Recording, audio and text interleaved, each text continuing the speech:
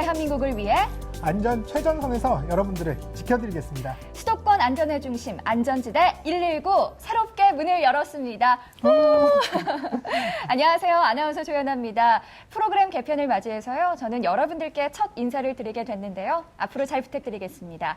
그런데요. 저 옆에 계신 분도 뭔가 좀 달라지신 것 같은데요. 소개를 좀 부탁드릴게요. 그런가요? 저는 안전지대 119 함께한 지 벌써 1년 반째인데요.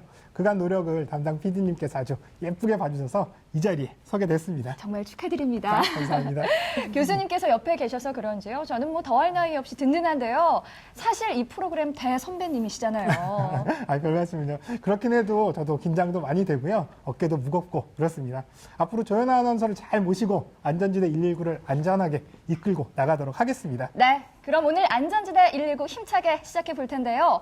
먼저 독점 공개 119 X8부터 함께 하시죠.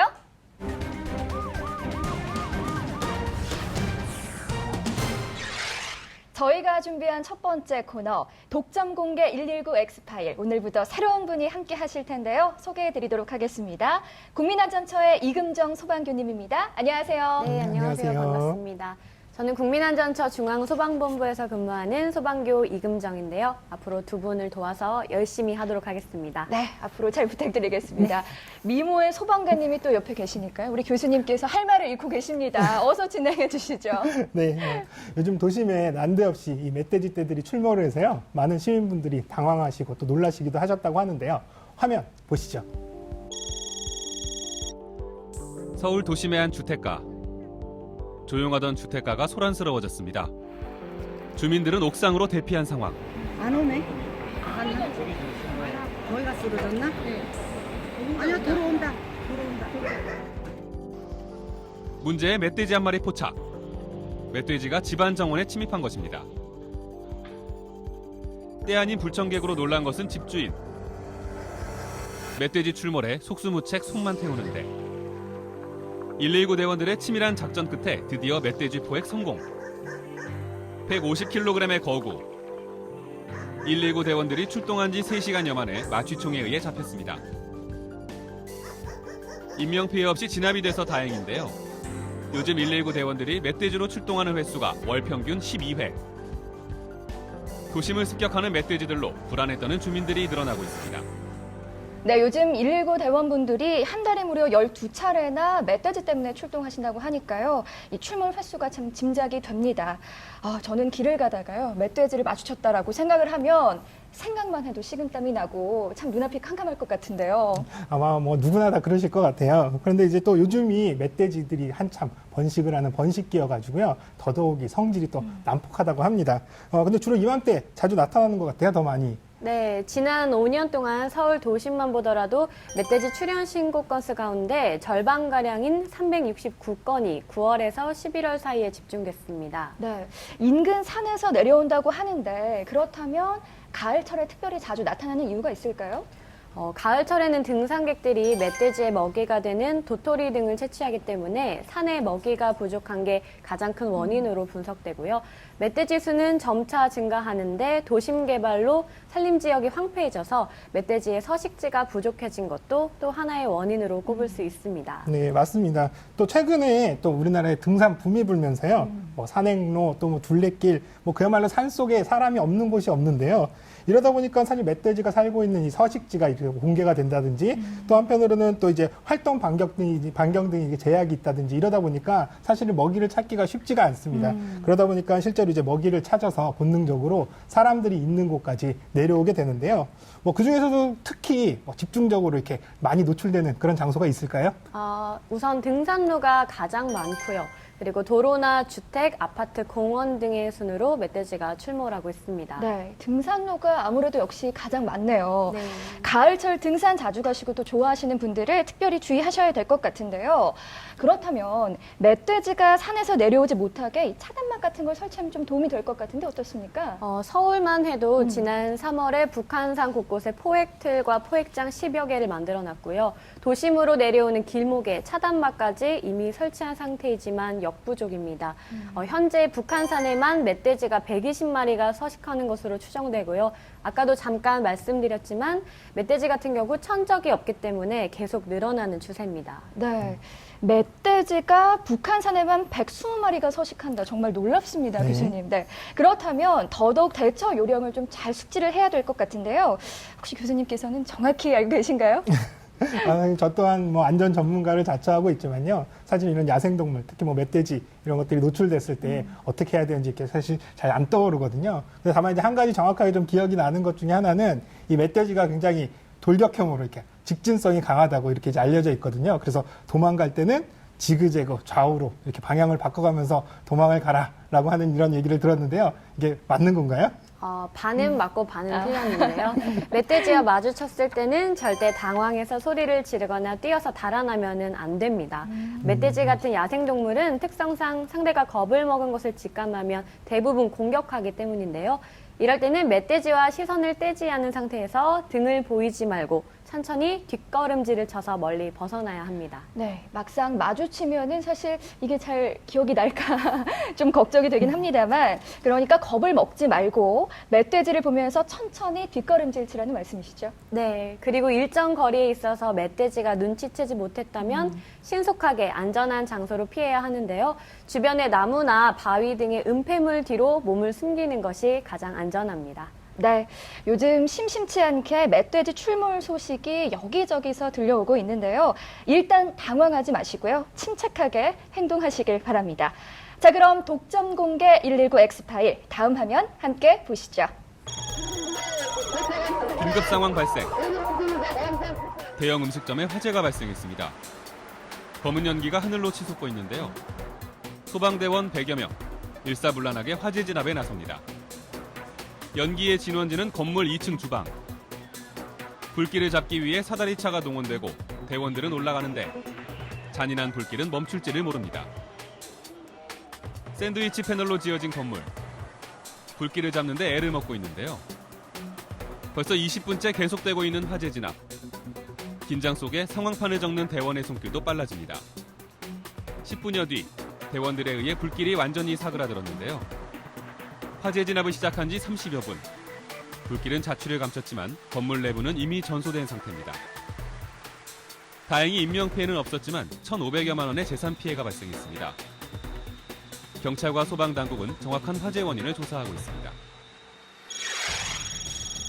새벽 2시, 조그마한 양말 제조 공장에 원인 모를 화마가 덮쳤습니다.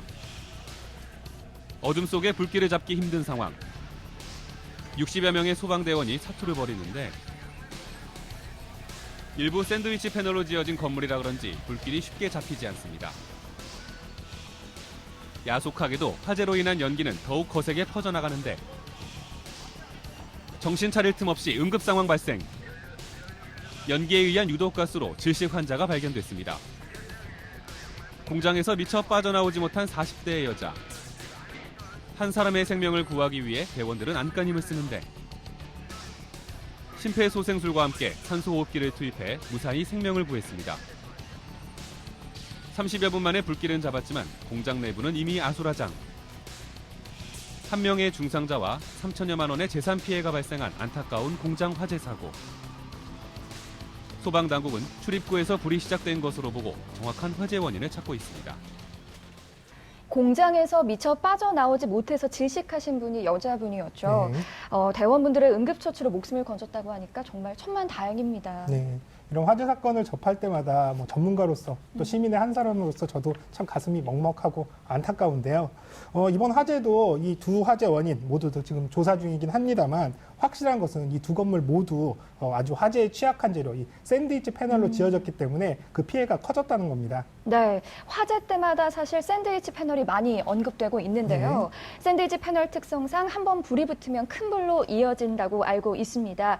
일단은 샌드위치 패널이 정확하게 무엇인지 알 필요가 있을 것 같거든요. 교수님 설명해 주시죠. 네, 샌드위치 패널 그 용어 그대로 이해를 하시면 되겠는데요. 여러 가지 재료들을 층층이 이렇게 겹쳐서 만든 복합 건축 재료다 이렇게 말씀을 드릴 수가 있는데요. 양쪽에 철판을 대고요. 그 안쪽에 심재, 단열재로 우레탄이라든지 아니면 스티로폼을 넣은 건축 재료다 이렇게 이해하시면 될 것 같아요. 네, 샌드위치 패널로 인한 화재 피해가 막대한데요. 상황 어떤가요? 네, 샌드위치 패널로 지어진 건물의 화재는 연간 평균 2,000여 건, 재산 피해액은 450억 원에 이르고 있습니다. 네, 재산 피해도 정말 어마어마하지만 그에 따른 인명 피해도 상당할 텐데요.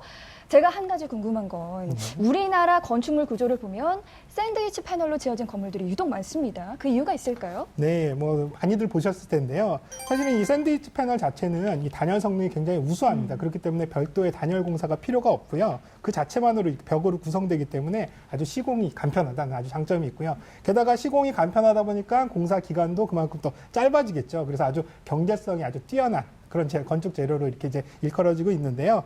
특히 이제 1980년대 이후에 이런 단열 성능 또 이런 경제성 이런 이유로요 급격하게 많이 보급이 된 재료라고 보시면 될 것 같아요. 네, 현재 우리나라가 전 세계에서 샌드위치 패널을 사용하는 1위 국가입니다. 제조에서도 1위고요. 그만큼 샌드위치 패널이 건축 자재로서는 장점이 참 많은데 문제는 화재에 너무 취약하다는 겁니다. 네, 맞습니다. 사실은 이 이제 샌드위치 패널이 이제 아까 말씀드린 대로 양쪽에 철판이 있고 그 안에 심재가 굉장히 잘 타는 재료다 보니까요. 네. 이 심재에 불이 붙었을 경우에 이 철판 양쪽으로 이렇게 굴뚝 같은 현상을 일으켜서요. 굉장히 잘 타는 이런 상황이 되거든요. 그리고 또 철판이 열에 가했을 때 안쪽에 불이 붙을 확률도 굉장히 커서 화재로 이어질 확률이 굉장히 큽니다. 네, 화재 진압도 매우 어려운 걸로 알고 있는데요. 맞나요? 네, 이 철판 때문에 스프링클러나 소화전, 소방차가 아무리 물을 뿌려도 내부로 물이 스며들지 않기 때문에 소화가 거의 불가능합니다. 더 큰 문제는 인체에 치명적인 유독가스를 내뿜는데요. 특히 우레탄이 타면서 나오는 유독가스는 폐에 물이 차거나 호흡기 이상을 부르기도 하고 바로 질식이나 호흡곤란으로 사망에 이르게까지 하고 있습니다. 들을수록 참 문제가 심각한데요.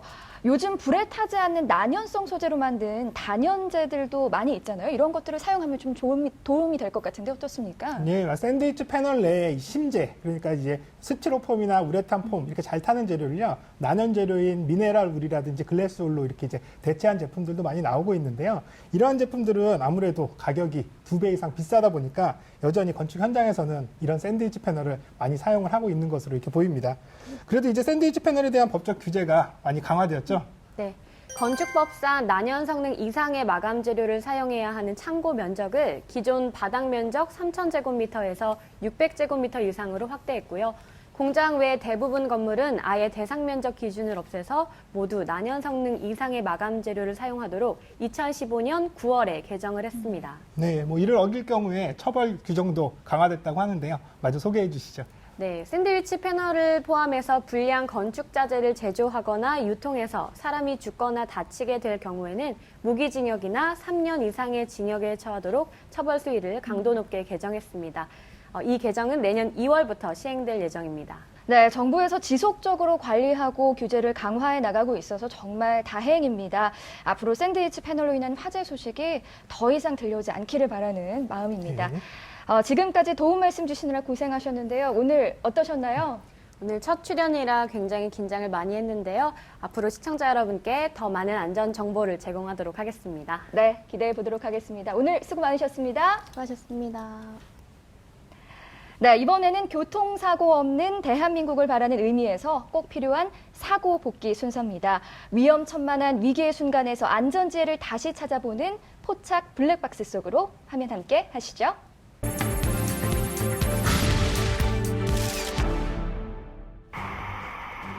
좁은 골목길 차들이 우회전을 하려고 기다리는데요. 여유롭게 앞차 출발하고 느긋하게 뒤따르는데 어이쿠, 이게 웬일이죠? 자전거가 그대로 와서 돌진합니다. 어머머, 저기 괜찮아요? 갑작스런 사고에 시민들도 달려오고 자전거 운전자 잠깐 보조위로 팔이 2군데 골절됐다고 하네요. 한가로운 오후, 경쾌한 라디오 음악이 흥을 돋구는데 앞에 가는 자전거 뒤뚱거리는가 싶더니 방향을 바꾸다 자동차하고 쿵! 아무리 바빠도 아무 데서나 방향을 바꾸면 안 되는데 말이죠. 학생 어디 가요? 같이 병원 가야지. 눈 깜짝할 새 10년 감수한 자전거 사고 현장이었습니다. 야심한 밤 한적한 고속도로. 그런데 이때 길을 건너던 고라니 한 마리. 자동차와 충돌하고 맙니다. 아무리 주의해도 로드킬엔 속수무책이네요. 경부고속도로 옥천 휴게소 앞인데요. 장거리 운전에 이보다 더 반가운 곳은 없죠. 트럭 한 대가 휴게소로 들어가고 뒤에 오는 트럭도 휴게소를 찾은 듯합니다. 어느 쪽으로 가세요? 그쪽이 아니죠. 저기 기사 아저씨, 그쪽이 아니라니까요. 깜빡 졸음운전에 방향을 잘못 잡은 운전자. 결국 상상도 못한 대형 사고를 불러옵니다. 제천고속도로. 오가는 차량이 적어 비교적 한산한데요. 그런데 갑자기 뒷차가 앞차를 들이받습니다. 운전자가 깜빡 존 사이에 일어난 엄청난 사고.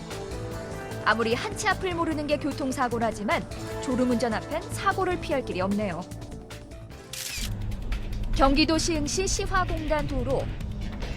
신호를 지켜달라는 신호등이 유난히 많이 보이는데요. 그런데 이때 좌회전하는 차량과 쾅쾅 부딪힌 차는 결국 뱅그르르 전복되고 맙니다. 이런 사고 다시는 일어나지 않게 해주세요. 지금까지 포착 블랙박스 속으로였습니다.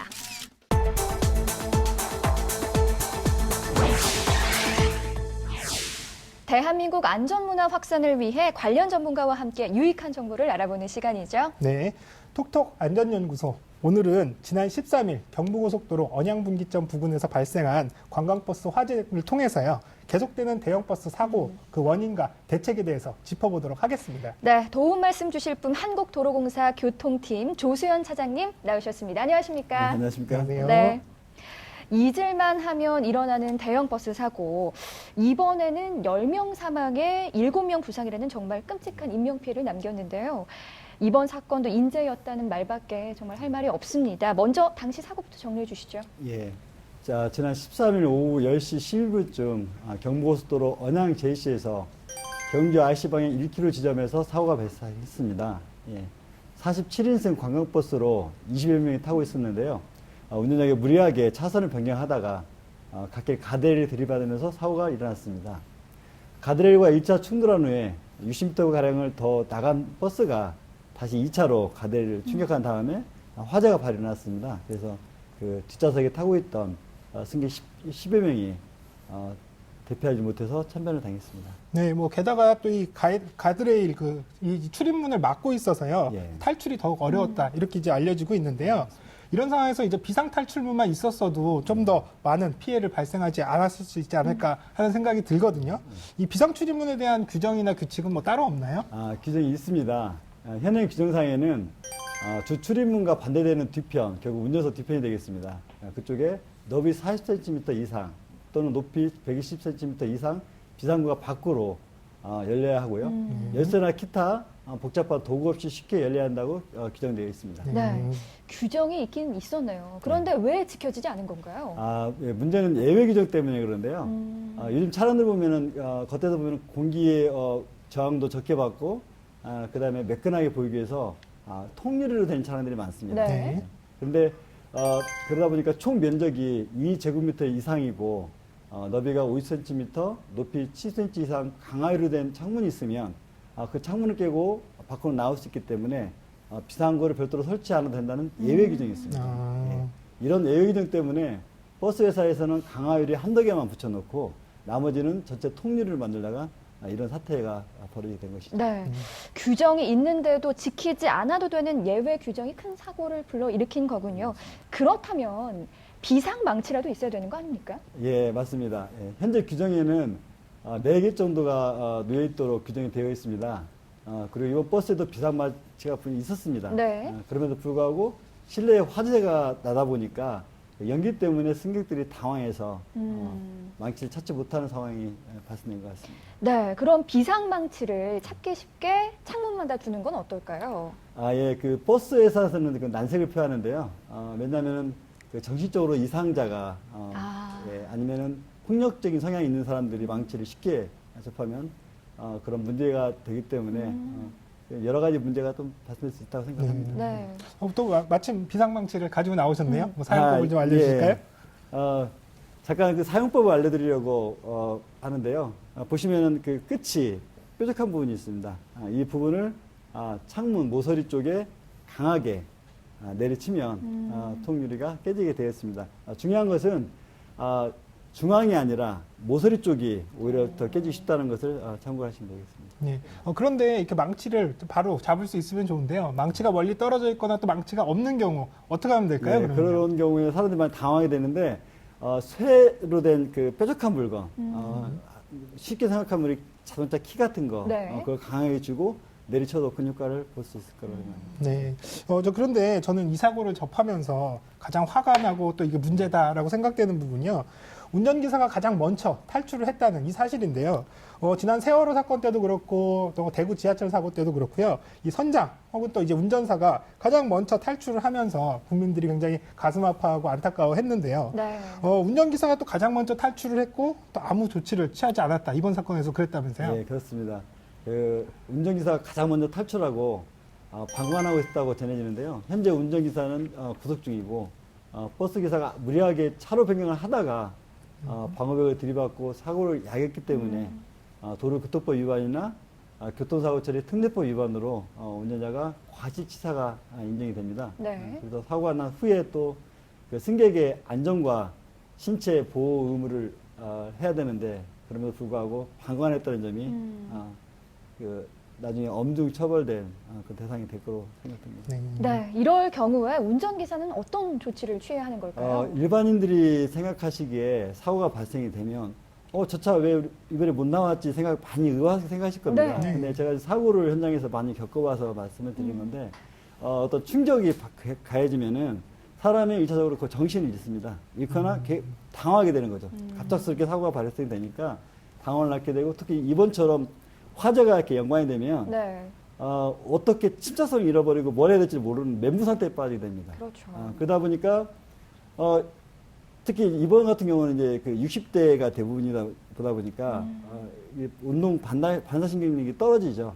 그러다 보니까 이 안에서 이분들이 나온다는 것은 굉장히 어렵습니다. 결국은 뭐냐면 밖에서 외부에 도움을 줘야 되는데 네. 이 운전자가 먼저 밖에 나갔음에도 불구하고 아무런 조치도 취하지 않고 있었다는 게 문제가 되고요.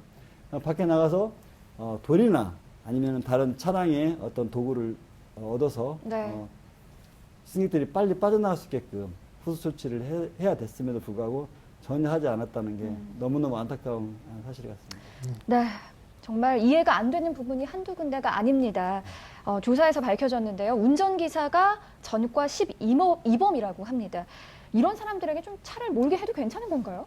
예, 이게 지금 현재 논란이 되고 문제가 되고 있는데요. 여객자동차 운송사업부에 보면은 운전기사의 범죄에 대해서는 매우 관대한 편입니다. 성폭력 전과만 없으면 운전을 할 수 있게 되어 있습니다. 그래서 법규상으로 보면은 그 운전 관련 법규를 아무리 위반해도 취업을 할 수 있다는 겁니다. 정말 들을수록 가슴이 답답해집니다. 이번 사건을 계기로 정부가 실질적인 대책과 개정안을 내놓았죠. 네. 앞으로는 그 사업용 버스 기사의 그 면허 자격이 대폭 강화됩니다. 최근 5년간 음주운전으로 면허가 추세했던 사람은 버스 운전대를 잡을 수 없게 됩니다. 네. 대형 교통사고를 유발한 경험이 있는 사람들도 제한을 해야 되는 거 아닌가 싶은데요. 네, 그 부분도 같이 현재 논의 중에 있는데요. 그 대형 교통사고를 유발하거나 무면허 그 운전 경력이 있는 사람도 앞으로 운수 종사자로서 그 제한되는 것을 논의 중에 있습니다. 그리고 그 30인승 이상 그 차량들은 버스나 바닥에 그 망치를 의무적으로 2개씩 비치하게 하게 돼 있는데 네. 그게 이제 만약에 전복된 경우에는 쉽게 그 망치를 해서 탈출할 수 있게끔 도움이 될 것 같고요. 비상 망치에는 앞으로 형광 테이프를 붙여서 쉽게 찾을 수 있게끔 그렇게 좀 보완 조치 중에 있습니다. 네. 네, 이렇게 안전시설이나 안전망치 같은 것들도 추가로 이제 확보를 하게끔, 비치를 하게끔 하는 것도 중요한데요. 앞으로는 출발 전에 승객들한테도 반드시 이렇게 안내방송 이런 것들이 필요할 것 같아요. 네, 맞습니다. 그 현재까지는 안전벨트 착용 외에는 특별한 안내 방송이 없었는데요. 국토부에서는 안내 방송 문구나 관련 매뉴얼을 버스 업체에 통보하고 방송 안 할 경우에 처벌 규정도 마련하기로 했습니다. 네. 이번 관광버스 대형 참사 손방망이 처벌이라는 소리가 나오지 않도록 관련자들의 엄중 처벌이 있어야겠고요. 네, 그렇죠. 정부의 보다 실효성이고 근본적인 대책들이 지속적으로 마련되기를 기대해 보도록 하겠습니다. 차장님 오늘 수고 많으셨습니다. 네, 감사합니다. 네, 감사합니다. 네, 안전지대 119 오늘 준비한 소식은 여기까지입니다. 다음 주에 더욱 알찬 소식으로 찾아뵙도록 하겠습니다. 시청해주신 여러분 고맙습니다.